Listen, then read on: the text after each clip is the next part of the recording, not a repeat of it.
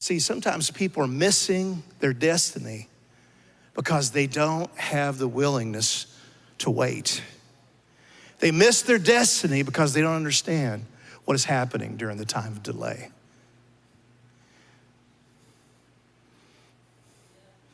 By the time that Caleb stood before Joshua a generation later, he was 85 years old. He was 85, but he wasn't tired in spirit. Now, you guys know Joshua. He's like the second generation leader of Israel after they'd gone. And Caleb wasn't, moaning and complaining, and he wasn't rehearsing his old wounds. He was not asking for something easy.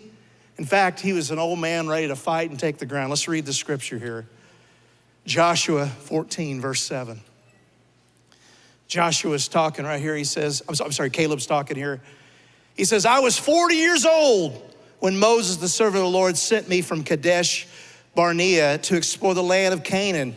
I returned and gave an honest report, but my brothers who went with me frightened the people from entering the promised land. For my part, I wholeheartedly followed the Lord, my God. So that day, Moses solemnly promised me, the land of Canaan on which you are walking will be your grant of land, and that of your descendants forever, because you wholeheartedly followed the Lord, my God. So Moses told him that day that even though they didn't enter, that he and his family would have a portion of that land. And he said, I will consider that a word. And he walked faithfully for another 45 years, waiting for those other boneheads that he did life with to get themselves right where they needed to be.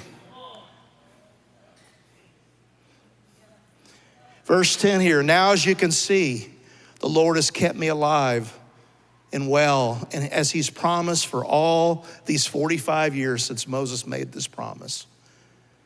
Even while Israel wandered in the wilderness, today I'm 85 years old, but I'm strong now as I was when Moses sent me on that journey. I can still travel and fight as well as I could then. So give me the hill country that the Lord promised me. In other words, give me the really good spot.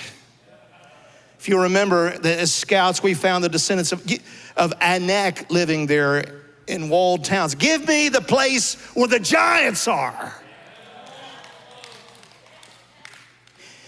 But if the Lord's with me, I will drive them out of the land, just as the Lord has said.